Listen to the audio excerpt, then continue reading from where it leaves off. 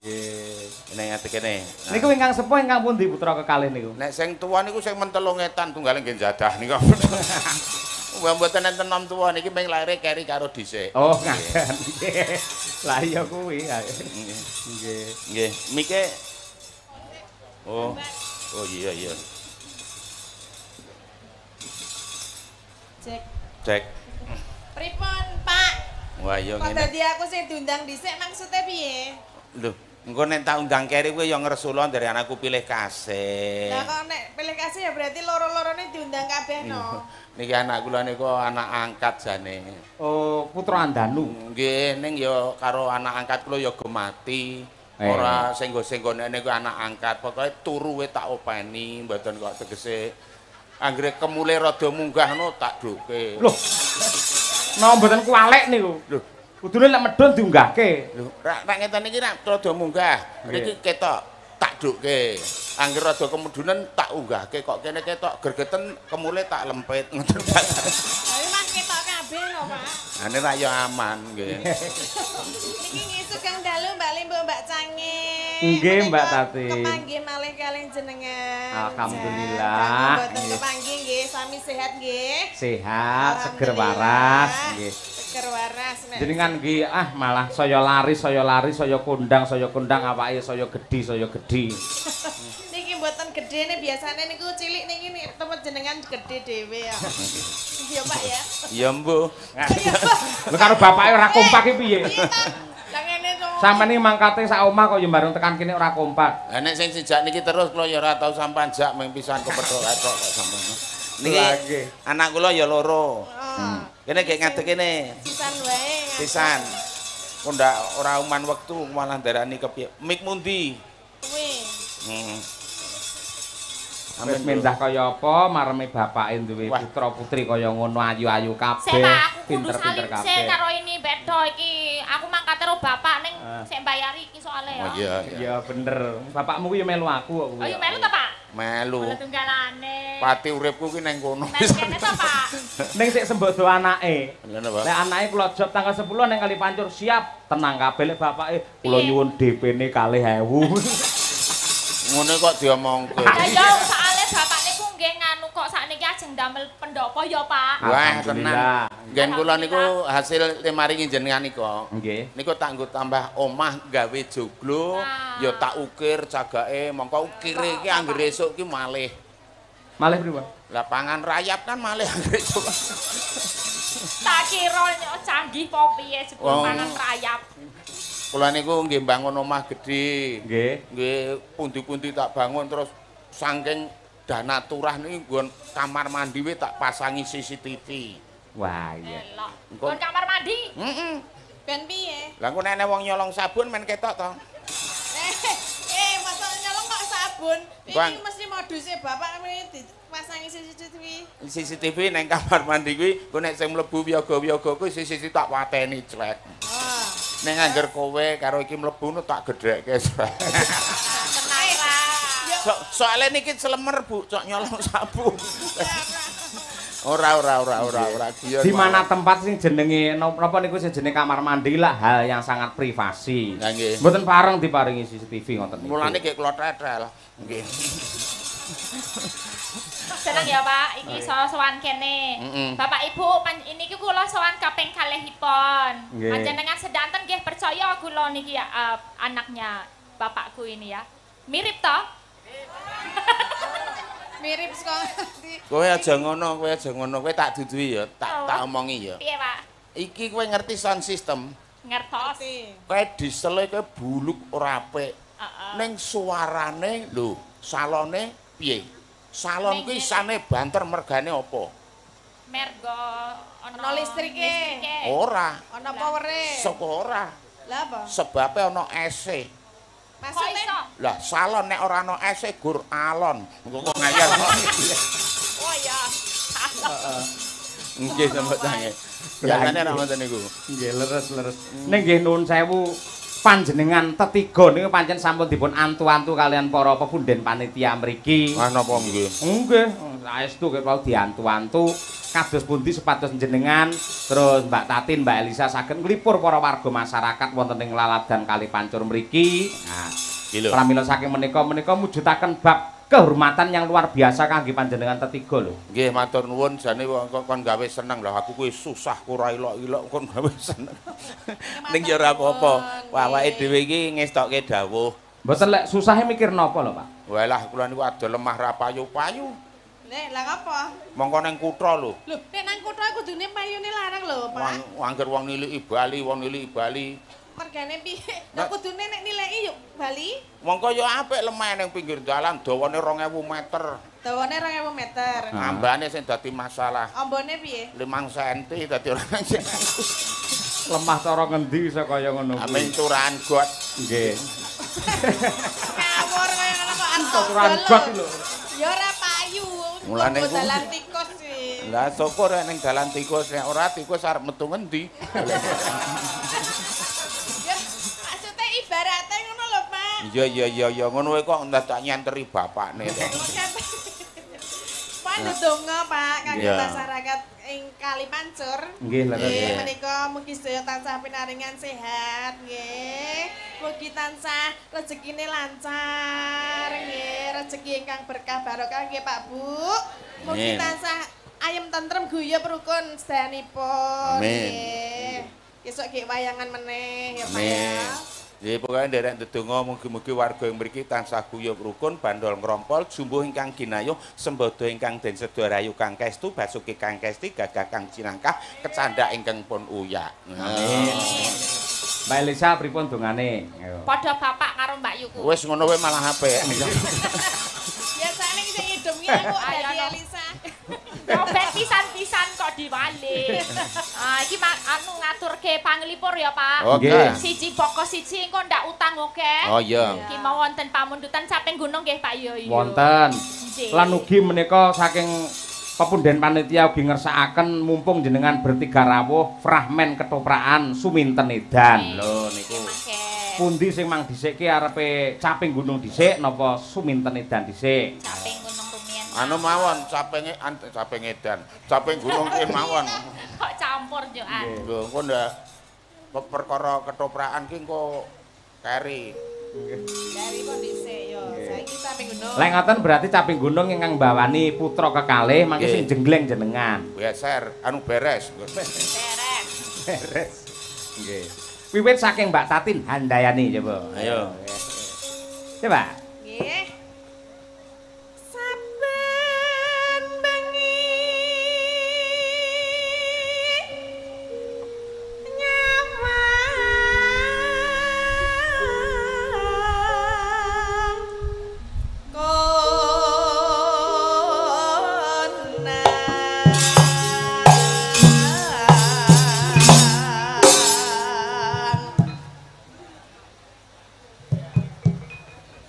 Ayo Mbak. Ayo mumbul.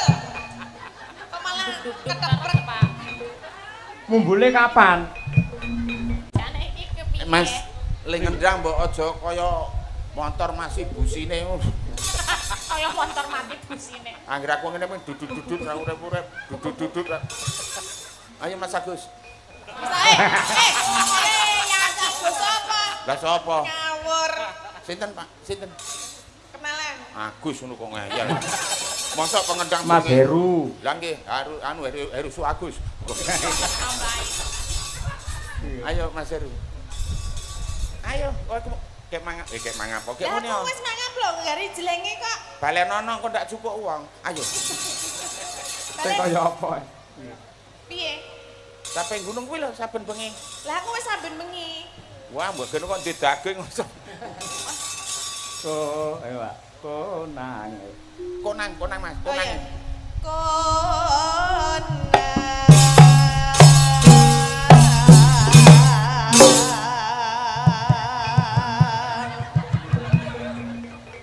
Nyuwun tulung Mas sampun dolanan wong tuwa.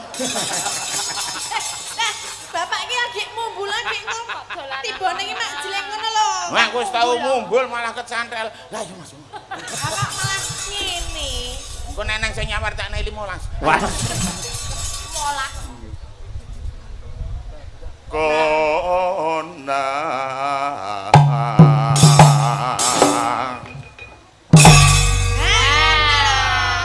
Ngapa, Pak? Ngapa? Aku ki baru operasi ya. Operasi apa? Kukul. Kukul kok nang kono iki kukul apa? Wah, kukul ki ora nganggo KTP, manggo ning ndi oleh wae. Tak siri kukul ya Mbah ya. Lah ukume nek kukul iki nanggon pipi apa bathuk apa janggut ngono kok dadi nang isor barang ana kukule. Iki kukul cerdas milih nggon. Yen memandang Suarane anakku sing siji mengkaro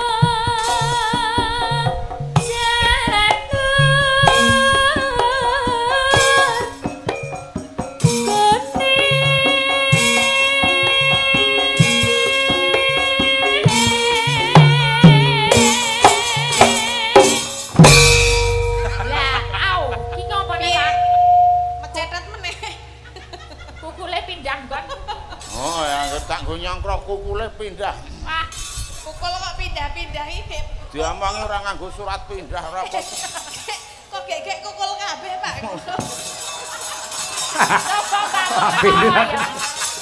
Nek ngomong kok ngawer, anu ngawur. Lah piye? Kembang lah kene, coba. Coba, Pak. Sik piye iki mau piye? Piye, Mbah? Kembang wae. Ya omong kaya bapak iki lho. Piye? Kembang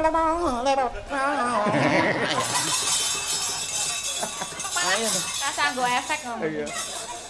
Ya sapa mau cepet. Terus, Pak. Aku ki meng nyontoni Lah malah. aku iso Coba, Mbak, kaya ngono iso ora? Ayo Kaya kowe. bapak ngene lho. piye? Kaya Baleni, bapak. Pak. Kembang lewat. Apa? Ayo Tin, kowe anak wedok kudu iso. Ayo. Sik, aku ora iso leteng. Lambene ngisor ki lebokke slep.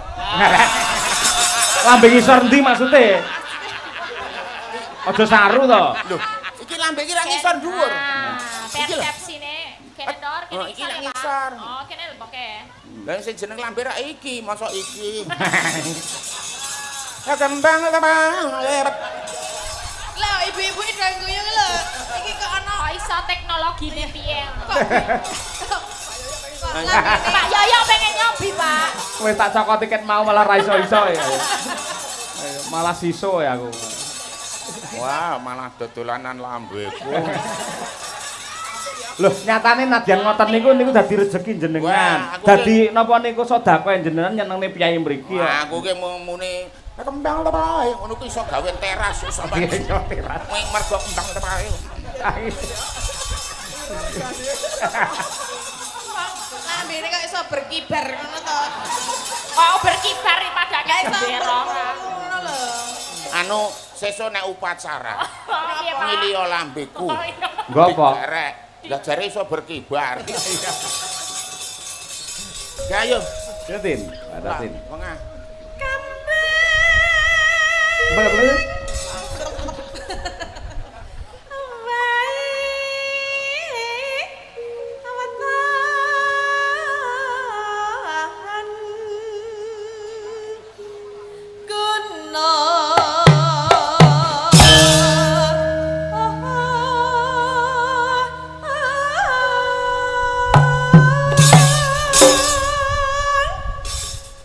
Piye to, Pak? Ayo. Dipasno lah. Awas, jerawate, awas jerawate. Alah, alah. Alah, alah.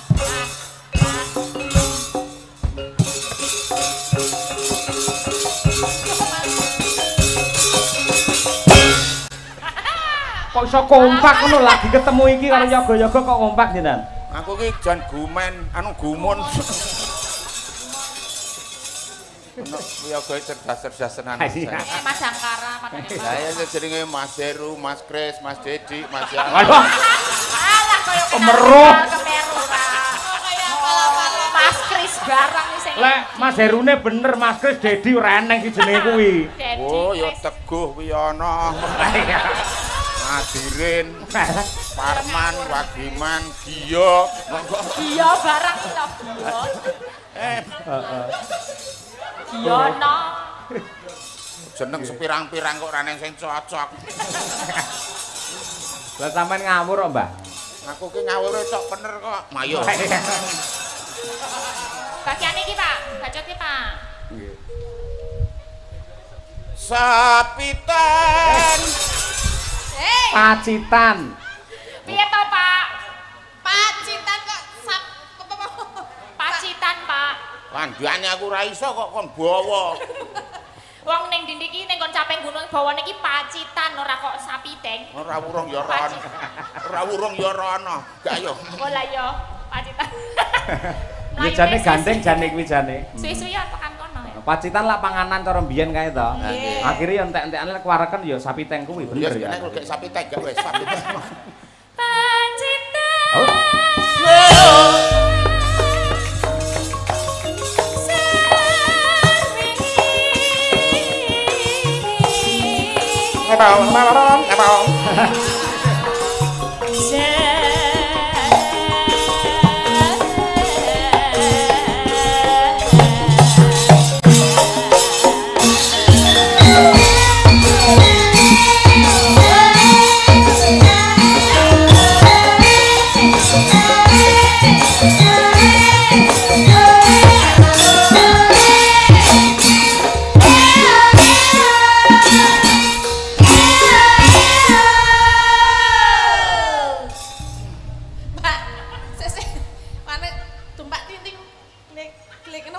Iya. Kok aku kayak krungu klothok-klothok kene apa to, Pak? Jane. Oh kuwi to. Heeh. Aku gimbal bajing semaput. Monggo. Aku ndelok bajingmu, Pak. Wis tak tembak wingi wis ora. Wong joget kok klothok-klothok iki. Kuwi yo telaten mentok kupingmu. Mbak Tati ini, Mbak. Nggih kula oh ya. Pak, Apa?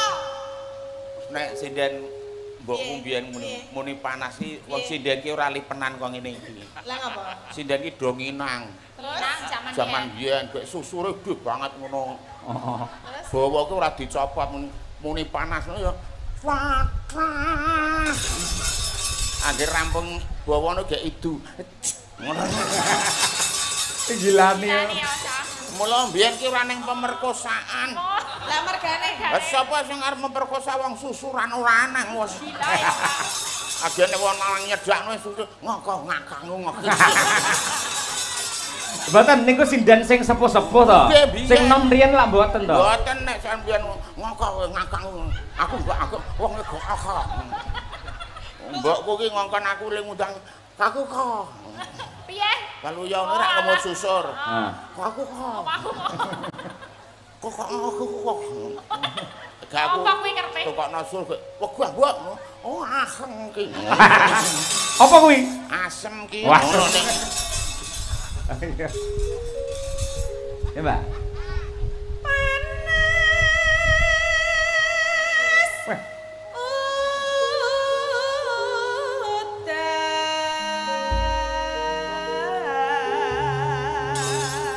Oh, niki kajenge parikan menyambut gawe. Ayo. Dicucukne le mangan ayam panggang mau. Ayo. Karo gule. Ayo. Iki aku nang endi kok nutupi kamerane. Pimpin saking Mbak Sundari, Mbak Sundari. Iya, Sundari. Syukur yen ndongake piyayi kali pancur. Ayo. Mangan kencur. Mangan kencur. Kencur. Karo bayam. Wah, kelelekan ya. Mugi warga kali pancur tansah ayem tentrem. Amin.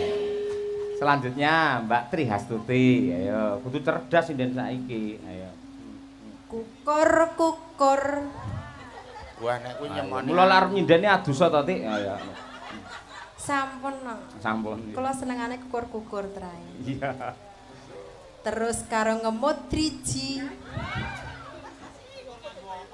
Aman Bu, mboten napa-napa aman. Mugi-mugi sedaya warga kali pancur. Heeh. Hedanisa kathah rezeki. Allahumma amin. amin. Kula percaya yen penonton piyayi mriki piyayi budaya le ngamini ngangge nada ngangge tembang nggih Bu nggih. Allahumma amin. Yo jiro lu. Allahumma amin. Oh, piye Mbah? Piyayi kene piye Mbah? Nggih ngoten niku. Lemen apa piye lho Mbah? Sae. Bu Kesi, yo selanjutnya. Monggo Bu Kesi. Nggih. Mangan cucur. Mangan cucur. Cacahe 5. Mugi-mugi warga masyarakat Kali Pancur. Uripipun bagya mulya. Amin. Allahumma selanjutnya Mbak Dian, ayo. Liyane do mikir. Nah. Kentek ancur kowe engko mesti. Anggo kono Untuk padha. Nek sing keri dhewe iki Kowe sing mesti arep metune sik pelatur. akeh. Mikir ki sik lodang. Pripun? Kok iso? Le ngarang ki rada longgar ngono gak ayo. Iya. Mancur Ancur. Dilapi, ayo. ana ing kono. Terus Mugi warga desa Kali Pancur sembodo kang jinangka. Allahumma amin. Kowe yo nyepake ngono nek didhawuhi cek ngono. Ayo. Monggo Kita. Tuku jamur guri sing di dhuwit guri kitok liyane ora iki. ning Surabaya. Duh.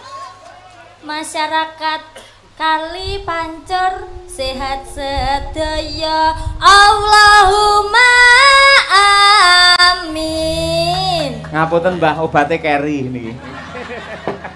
Mboten napa-napa. Monggo ingkang panjenengan Nduk Cahayu. Gudi. Beda iki ya. Wedi. Liyane ora-ora kok idi iki apa iki? Coba. Wedi jebul kukul ayo. Ngene Mbah Walu ya. Anak Pindah. kukul kok pindah-pindah ayo. Ayo Nduk. Wedi. Gudi terus ditekem. Dua. Apa kuwi? Ibu-ibu to. Ibu langsung doa. Sik to, aja ngeres to iki mbok menawa luweh ngeres meneh. Ayo. Dungane apik ngono kok malah luwih ngeres ora. Nggih. Yo. Sedaya penonton teng mriki mugi tansah ayem tentrem. Allahumma amin. Kowe arep niki ajendikan parian mboten? Mungkin wis nyiapke mendene. Kowe nyiapke, yo kowe nyiapke urung. Sapa aku to? Lah iya no. Ayo. Ya. Kok keri dhewe akiu. Iki. Ana sumur. Wis dienggo ra sida aku ndak ayo jalan aku ya. Apa ya? Ya golek liyane wong ya kreatif kok ya. Akeh kok sing ora akeh. Ya. Cacahe 5. Oh. Mugi warga Kali Pancur tansah panjang yuswa. Amin. Allahumma amin. Ya kowe. Mbak Lisa, ayo. Apa ya? Ayo, gantian ur kowe, ayo. Tuku es campur. Waduh wis dienggo meneh. Lah dadi aku bingung iki. Ya boleh Pak karepku ra men-men. Ayo. Tak go adus. Wah.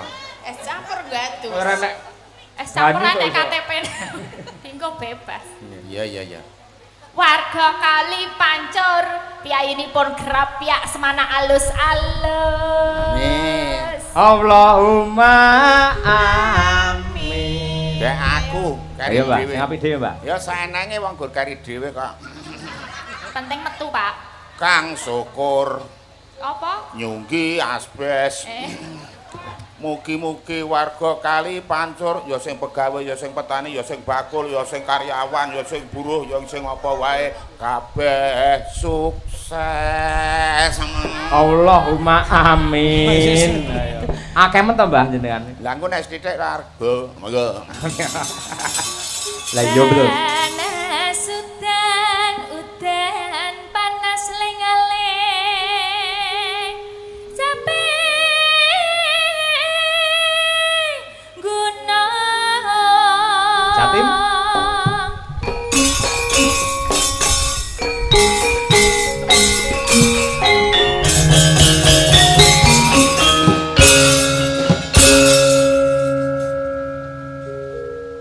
Maksudnya piye iki tulisan? Lah jenengane teng YouTube lak kondang jula-juline. Tanggap ngono lho, Pak. Ditunggu tekekmu lho karo penonton wis ditekek. Wis tak chat kok. Napa? Mlayu-mlayu mergo nguyak walang. Melompat bethek kecemplung jugangan. Aku tau duwe bojo ayu bola-bali ilang. Beno bojo elek sing penting pinter golek utangan.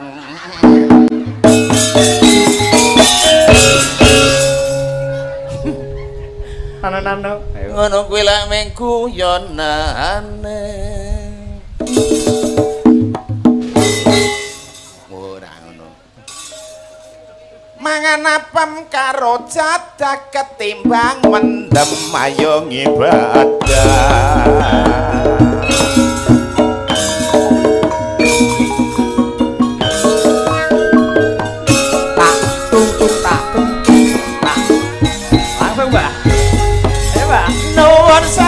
Dumateng para pamirsa ingkang sampun kersa rawuh wonten ing dalu menika. Monggo dulur sareng-sareng sami ladang mugi tansah pinaringan kalih sambeka. Linangkung wonten ngarsanipun ibu ingkang taksih kersa rawuh monggo dalu-dalu. Ayo kabeh karo mesamu gotong royong supaya desane cepet aman. Nuwun sewu niki Pak Lurah lengarake rakyat mesti lurus dan terarah karo masyarakat gede cilik ramah tamah. Contone lurah kene desane Gemaripan. Amin. Nuwun sewu Bapak Polisi ale nyambut gawe ora kenal awan bengi karo masyarakat yakin mesti mengayomi nguyak penjahat karo kabeh wong sing padha judi. Menika wonten lapak tentara badan harus sehat kuat manggul senjata rela pisah anak dulur dengan keluarga itu semua demi membela nusa dan bangsa. Ugi wonten rawuh lenggah Bapak Camat mesti wae nggateke masyarakat semua program yakin mesti itu cepat supaya masyarakat semua makin sehat. Saya abot dadi Pak Kiai esok awal sore mesti rajin mulang ngaji maca sikir dulur kuat lak nutuk sewengi mongko karo isih mikir kepiye nasibe santri. Saya abot meneh ngono sing dadi guru le nyambut gawe biyen Senin nganti dina Setu ngendikane becik ora kena saru-saru guru kena diguguk uga kena lagi tiru. Kae ibu jilbab kok warnane coklat sing ngagem jilbab aku yakin rajin salat. Piyayine menang ora seneng berkhianat tak dongake ayam tentrem mergo kebakane emat. Ana meneh ibu ngagem jilbab warna kuning sing ngagem jilbab piyayine kudu eling marang Gusti Allah kang saben dina tansah peparing ati kudu sabar sareh ora kena muring-muring. Ana meneh kae jilbab kok warnane putih kae busana muslim jarir lak perlambang suci. Nek aurat yakin dulur lak tertutup rapi penampilan anggun disawang katon alam.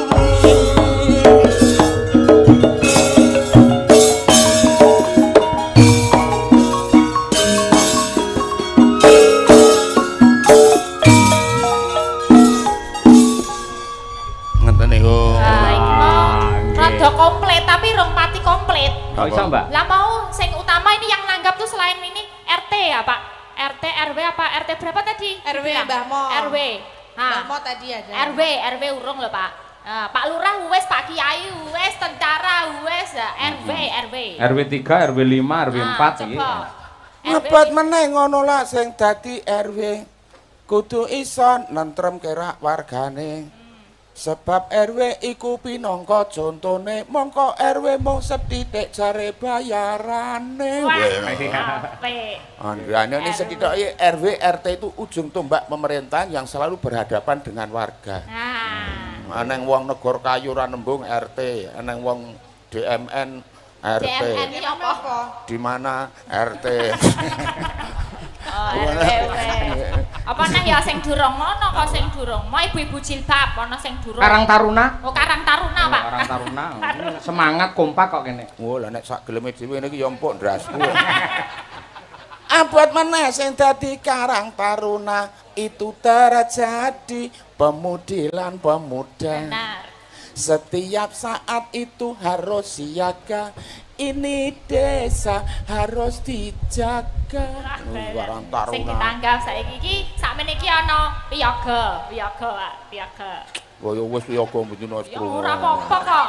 Yoga dalang sinden iki kudu ngerti. Abot meneh sing dadi wiyaga kudu dhisik anggone teka sopan santun kudune dijaga nyelingi sing digelar iki budaya Jawa. Wah iya. Sinden. Nun sewu lho Bu Gasi. Aku sing paling tak wedeni iki Mas. Lah ngopo?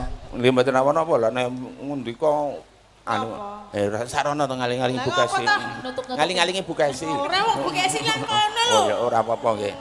Abot meneh sing dadi sinden ora sah wedi arep budal ijen karo kanca ora perlu padha iren supaya ora nimbulke ati sentimen. Dalang. Ajeng sing apik no sing elek. Sing apik. Sing apik ya ragat. Lah wis diragati panitia ngono sing protes ora. Abot meneh ngono sing dadi dalang kancane nggon pedang piambe lenggan nang nggon padang. Ning ngarepe mingkelir karo wayang iki terangane dadi dalang kondang.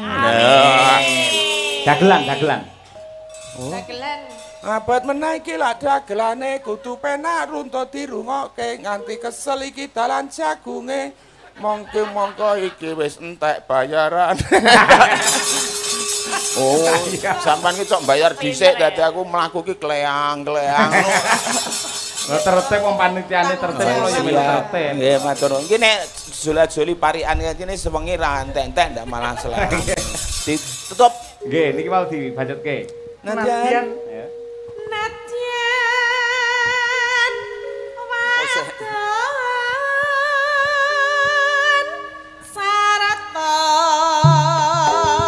Sara suling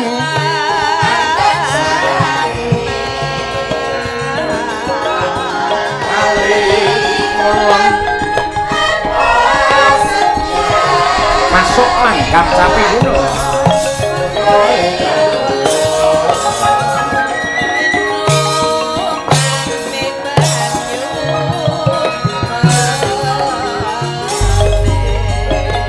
Tak bisa ya.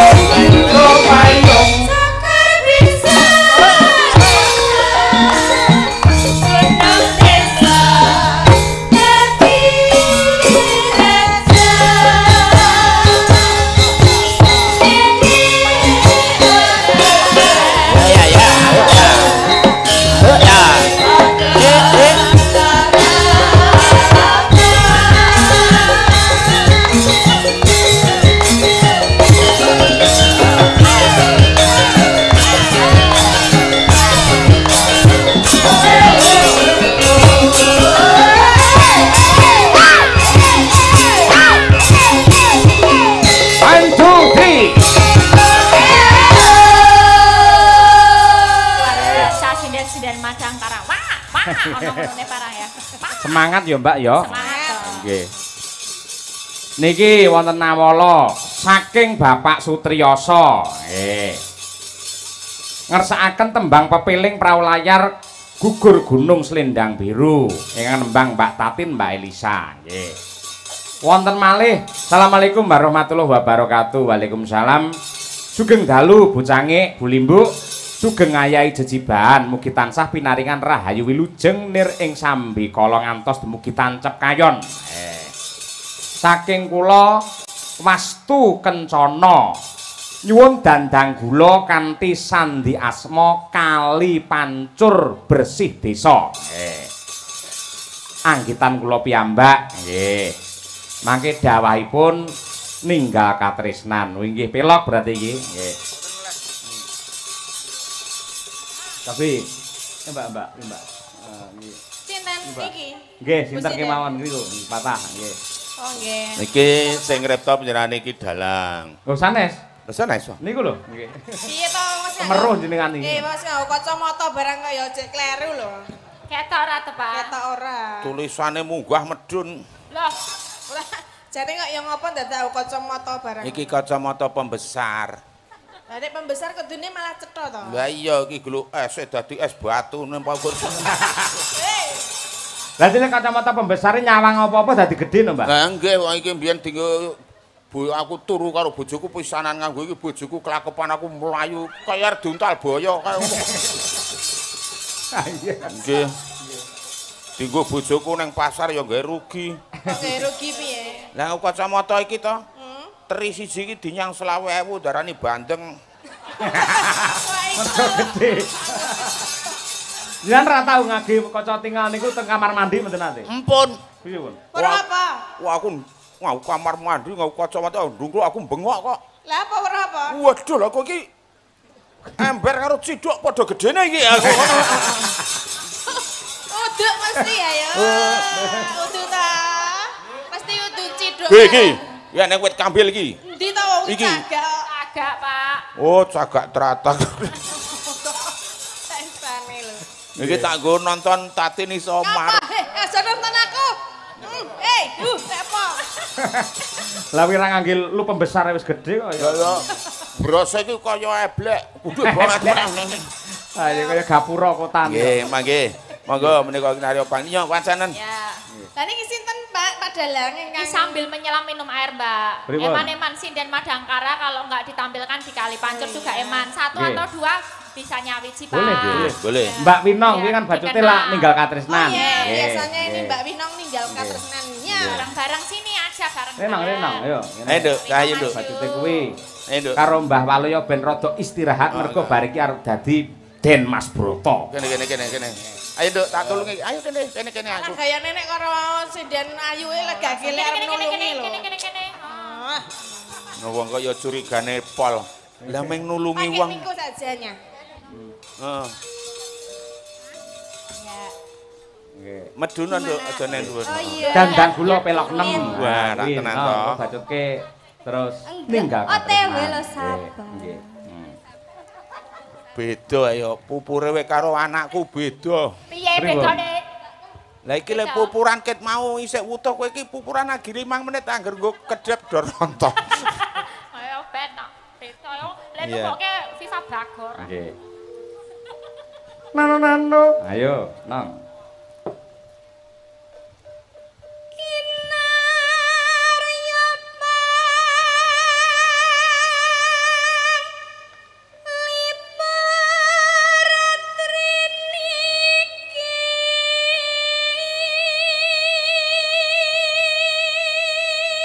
Wah, aku nek ndek anak suarane kok ngene iki tak pengen gawe lawuh. Lah ngopo? Nah, terus Ur tak kon ngliwet tok tak kon bawa ning andringku wis. Lah piye yo wis kaya ana lawe apa? Wis kaya lawuh gombal, anu lawuh empal wis. malah gombal.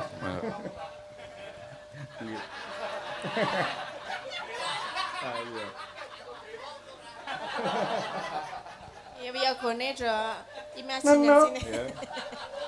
I ya. K A Lah aku ora moco sing nggawa dheke kok ya. Arep ketularan Mbah Waluya iki. Nah gombal.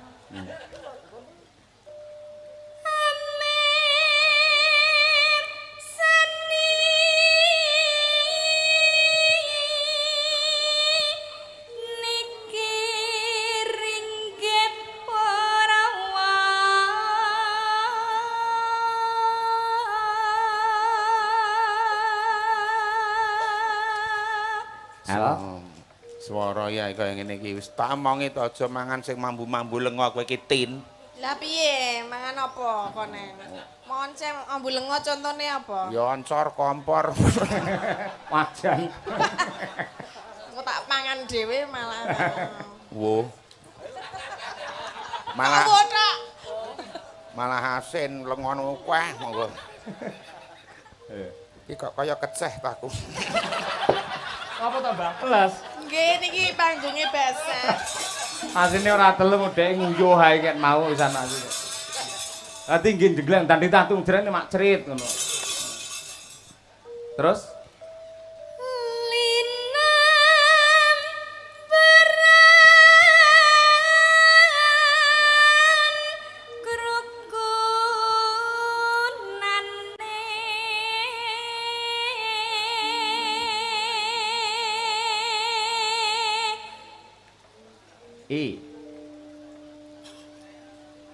Kok guyu mek napa? Apa sing sampe Salah.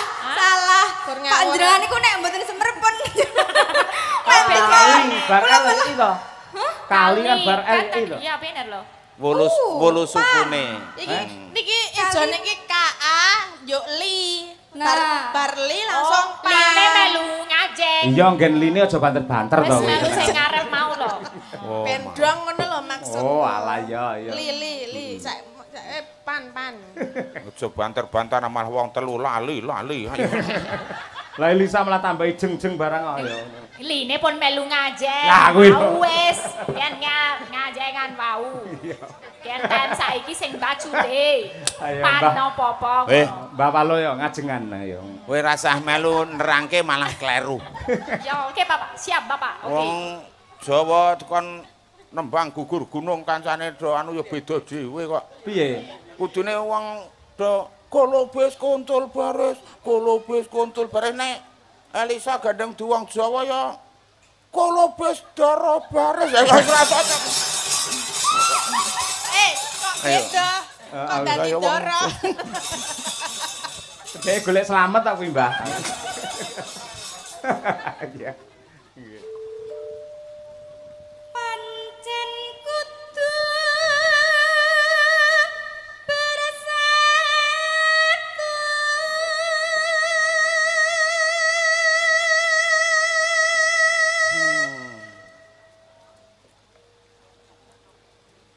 Cina katna ing KSD.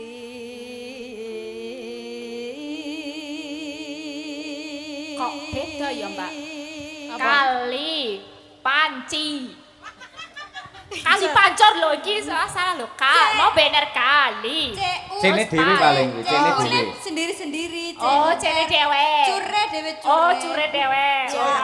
Pajan ki ngeri ana li ana cur jan. Mak gandeng licur tak kotak lho engko.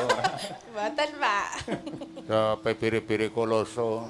Apa kuwi? Apa kuwi? Nyerempet bahaya. Bahasa. Iya. Uripe bejo mulya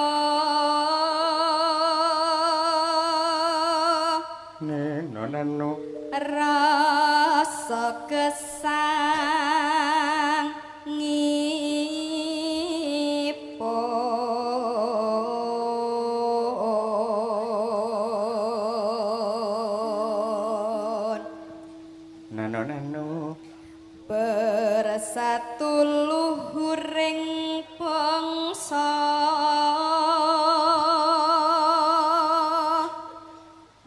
sehki tansah jinangkung yuang widi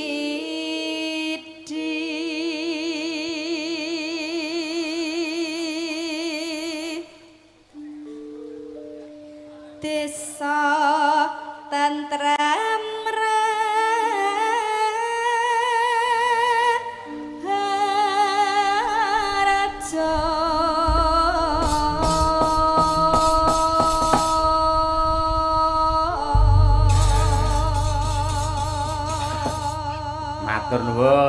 elok luar biasa. Bacutke ninggal katresnan pamerno ning mbahmu Waluya karo piyayi mriki, Nduk Winong. Nggih.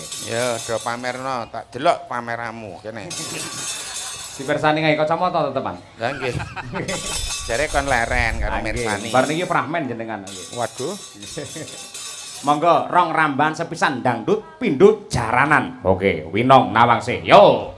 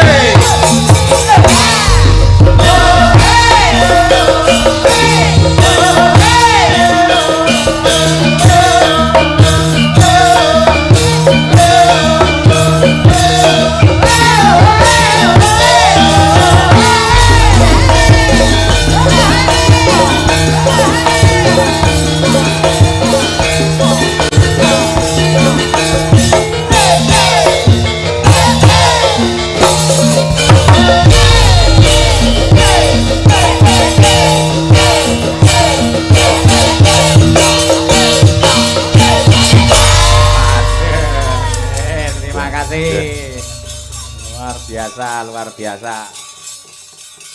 Sak lajengipun pagelaran ketoprak Mataram dene ing ratri menika badhe anggelar welampahan nggih suminten edan. Ewadene suminten katindakaken dening Mbak Tatin Titot. Jempluk Warsiah katindakaken dening Mbak Elisa Orcarus Alaso. Mbah Waloyo dados dingklik dadi Mas Brotonipun. Pramila saking menika monggo sesarengan hamirsani gelaring ketoprak Mataram. Matur nuwun.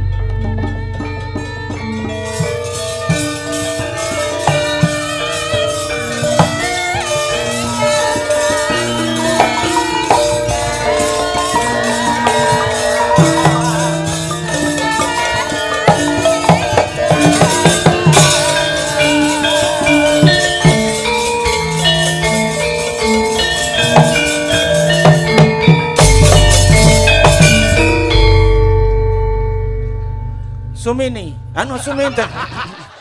Sampeyan pisanan wis kleru lho ngono. Oh ya iso wae to kleru ketoprak anyaran kok ya sampean kuwi. Kleru Sumini ora adoh kok.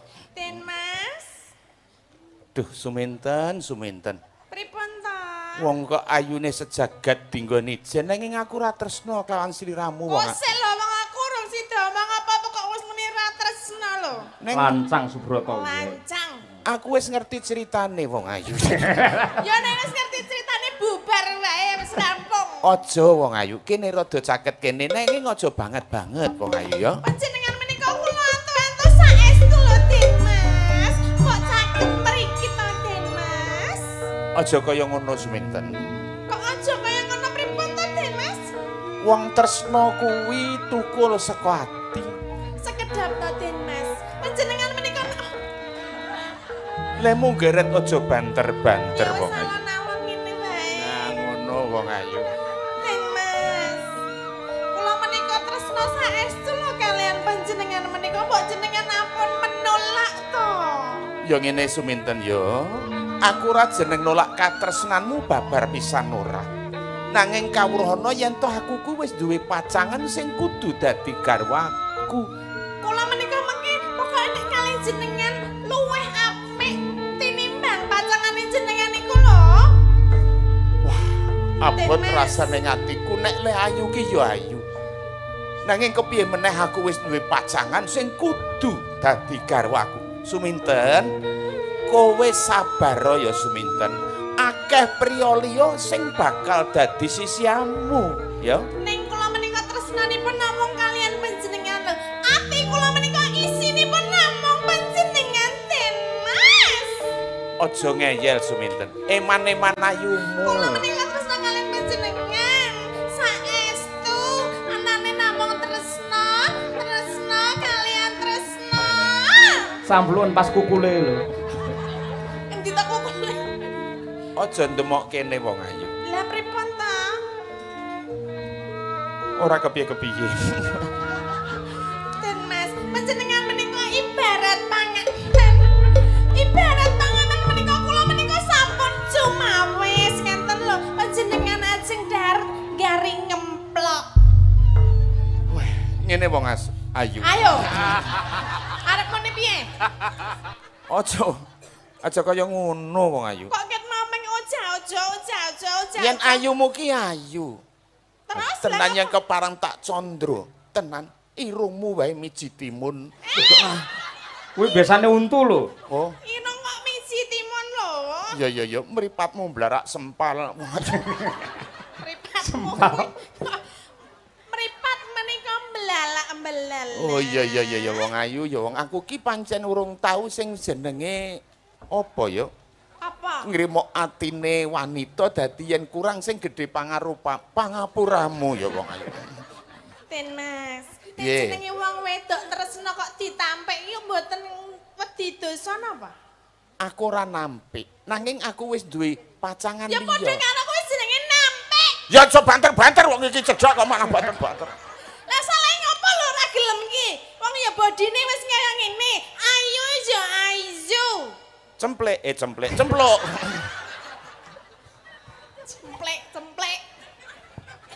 Ngadeg kok kene cempluk. Lagi pacangane. Kene wong ayu.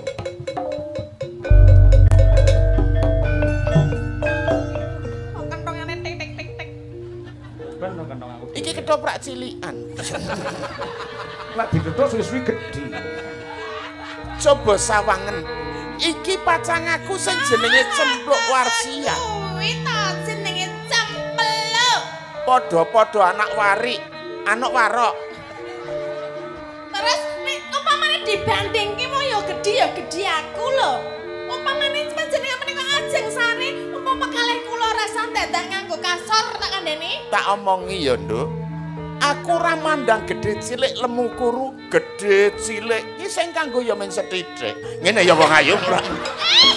Maksudnya napa tak kowe iki? Lho, kowe nek njupuk wedang ya ming tanganmu tok to. Mosok gelase tok rangkul. Iya to? Anek gedhe cilik kok sing kanggo men sethithik. Lah ya kowe nek njupuk wedang rek ming sethithik sing kanggo tanganmu Kudu kuwi tok. mesti. Ya syukur nek drom. Ya. Mula kene kowe aja meneng wae wong ayu. Kowe iki ngomong nek aku ki pacanganmu. Kuwi sapa to, Mas?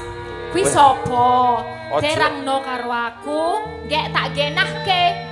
Apa ora ngerti nek awak dhewe wis bakal dadi bojo? Iya. Mongko omahmu ngerti ya.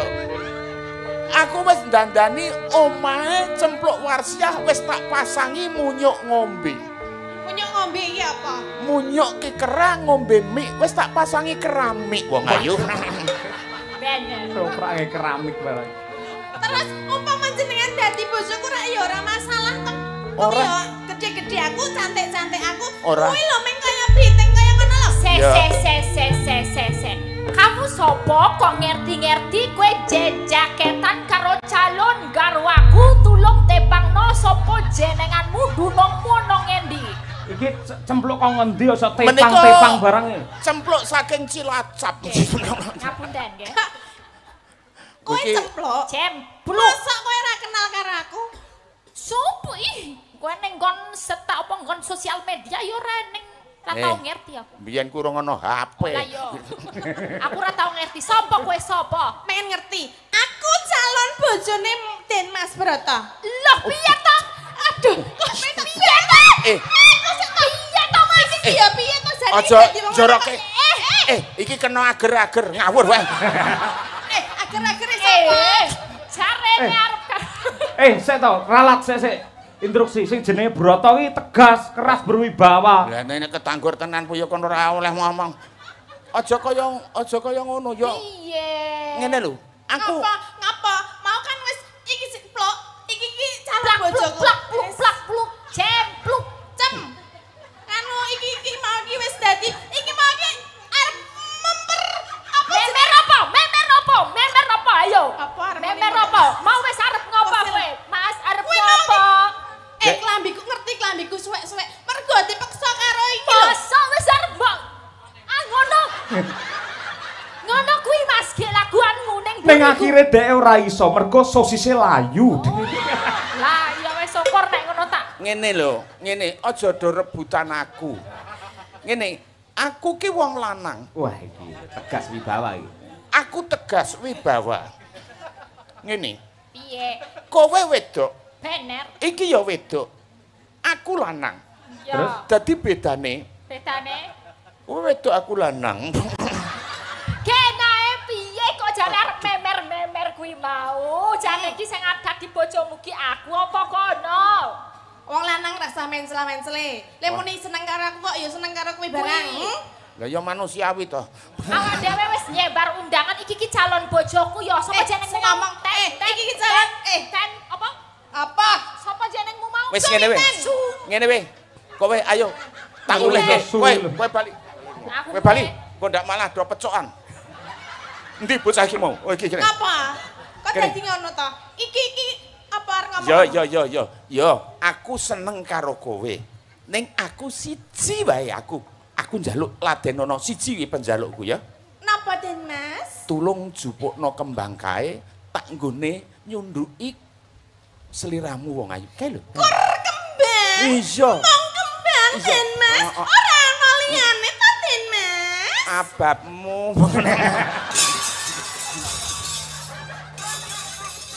Ya sorry aku mah bar mangan pete kok ya. Oh, jare mangan sate wedhus. Iya aku mangan sate wedhus. Oh, wedhuse mangan pete. Oh, iya. Den Mas. Jupukno. Ngono kuwi to. Gek jupukno kembang apa? Tak jupukke. Heeh. Saestu jenengan mangentosi mriki kula njupuk kembang sejilit wae ya. Iya wong ayu. Iki nek ora tak tinggal lunga, cempluk aja lara atimu. Aku tetep dadi bojomu cempluk ben kae dadi wong mbuh ora ngerti aku. Den Mas. Den Mas.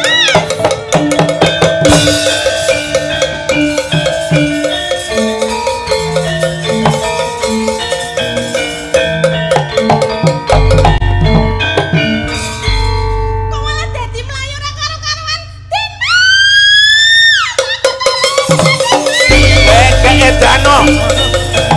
Ayo waktunya edan.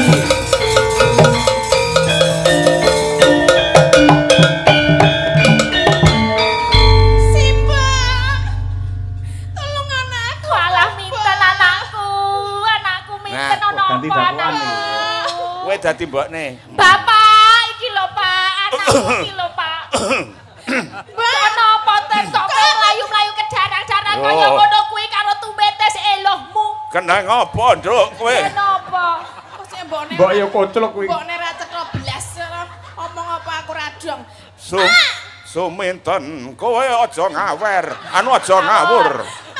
Tolongnya aku mau bar ketemu Den Mas Broto terus kok ora ana iki nang endi to, Pak?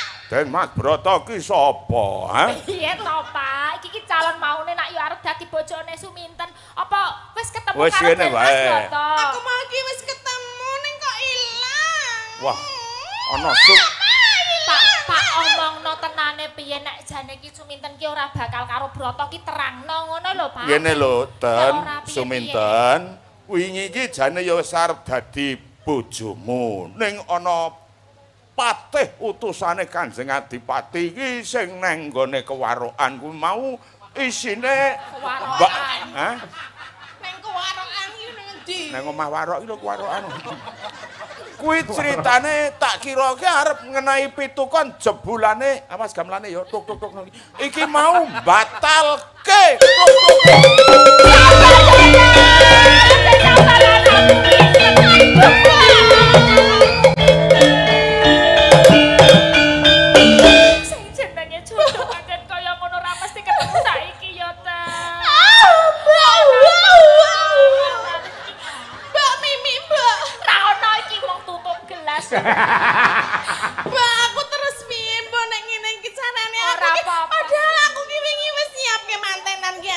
nanggap wayang lho, Mbok. Jane arep nanggap sapa dalange sapa Arep rekane? nanggap kuwi lho, sapa jenenge sing dalang Rapatya kondang kuwi lho. Jenenge Cahyo Kuntadi apa sapa kuwi lho. Saiki dalang kondang kok Rapatya kondang ki piye? Kok kondang, Mbok? Kondang. Kondang apane? Rada larang. Oh, ya mulane rasa nanggap kuwi to. Wah, aku diwangi golek iden Mas Broto. Golek ana Suminten, mbokne. Kowe bubuk karo aku wae. Kok malah bobok? Aja ngono ki anakmu nek diumbar iki anakmu wis meh kenti. Wis tak didit. gek ndang tak dedet ngono. Aduh, Wis to. Mbok aku ki nak yo ning ngene iki, Pak. Wis to, Aku mau Nduk. aku iki wis nganu lho, Pak. Aku wis dandan cantik ngene iki to, Mbak. Elingo Nduk Cahayu. Pak. Waduh. Iki sesuk aku dandane kuwi lho, sing kene diorek-orek kae lho, Pak. Iya. Tanggapke wayang, pitung dina pitung bengi, Pak. Iya. Pak, wis iki gek gendeng kok. lek gendeng piye? Kamu iki lho. Karo si Wong gendeng kok dipeksa. Piye to, Mbok? Wis gek gendeng ngono kuwi cepet. Ngono kuwi, saya ceritane iki ngono kuwi. Piye lek joget diwarai? Gek turut kono.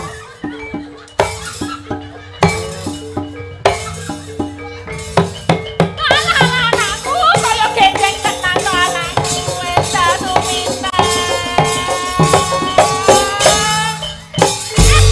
Ayo kok gek nang penghulu ngono lho, Pak. Ayo ben iki aku diterke to, Mbok nang penghulu ki ayo nikah karo Dimas. Broto. Arep golek sapa? Dimas Broto. Golek Dimas Broto. Yo ayo ning kono, Mbok. Ya ayo to, Mbok. Digoleki nang Golekan. Suminten, malah sing edan mbokne. Kowe sida edan ora? Ora diwakelke kuwi. Belum. Piye to? Kowe ki edano, gek tak kancani. iya, Ayo iya. golek duit. Ya. Wong arep golek duit direwangi gendeng kuwi. Wes. Mbak, Den Mas Broto. Iki Dimas. Malah Den Mas Broto. Waduh. Ngalah. Den Mas Broto, kula padha. Panjenengan napa Den Mas Broto? Wis sak kecekele ora apa-apa. Gendeng ya. Panjenengan napa Den Mas Broto? Broto palsu. Broto palsu, asline sinten? Den Mas, Ah. jaluk duit. Asline Pak Trimo. Nek sedulur-sedulur mengko do nyawer iki tak toke kene Suminten nggih. Setuju? Wes. Ini perahu layar Mas Dalang. Oh iya. Nggih. Perahu layar. Layar. Yuk. Yo, perahu layar. Ki nggo wadah duit. Hei. Do semingkir.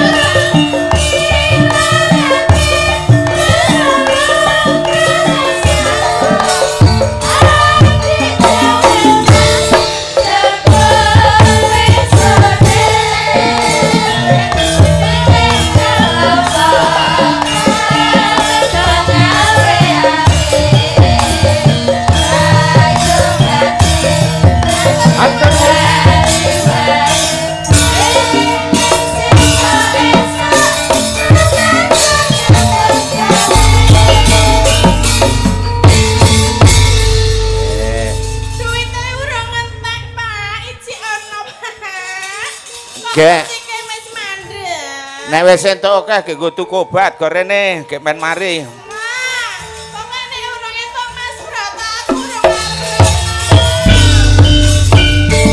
Wah.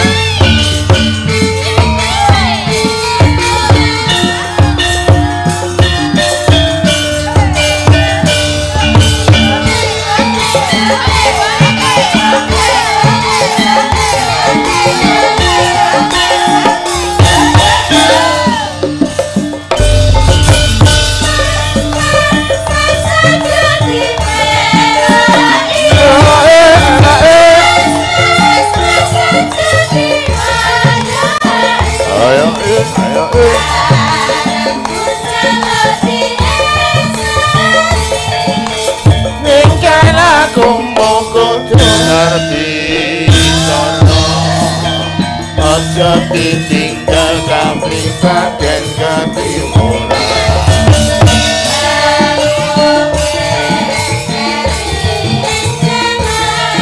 mbok yo sing eling iku budaya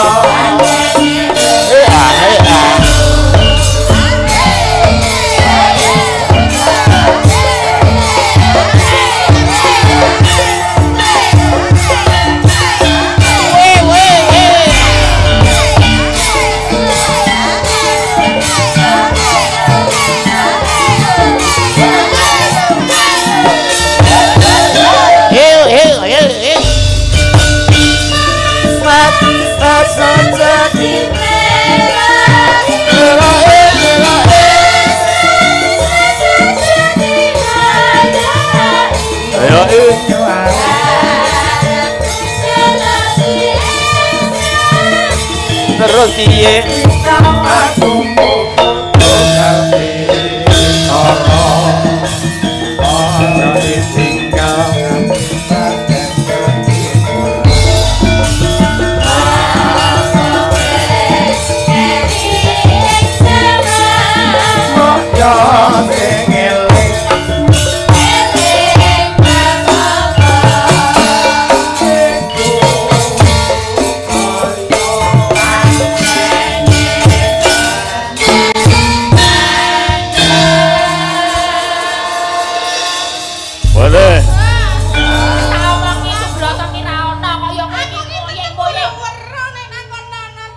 Mbokne iki nek ora ndang tak paring usada iki malah ngombro-mbro gawe wirange wong tuwa. Iki tak tambanane ku nek wis mari tak undangke Den Mas Broto ya. Heeh. Wis menang wae tak ungkuli cethen mlengkung pucuk iki mesti bakal mari sak nalika anakku Suminten Mario Suminten.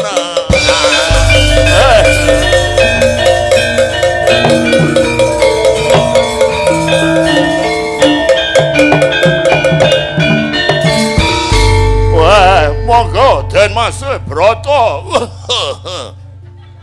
Betul. Wonten menapa, Bapak? Anak kula pun mari.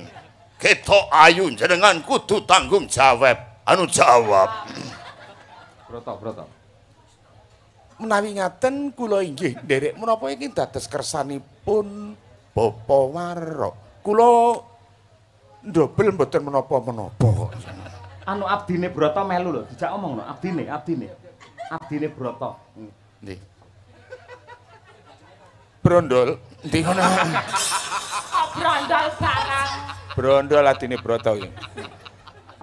Yen to aku dhaup sakloro niku nayogyane apa ora sliramu? Ora to, ya wis. Apa wis wangsulan?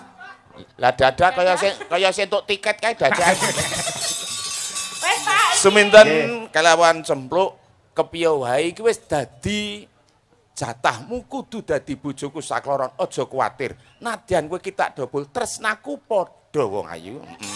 Aku Senin rene, Selasa rene, Rebo rene, Kemis rene, Jemuah rene, Setu rene, Minggu prei ya. Neng puskesmas nggih Pak.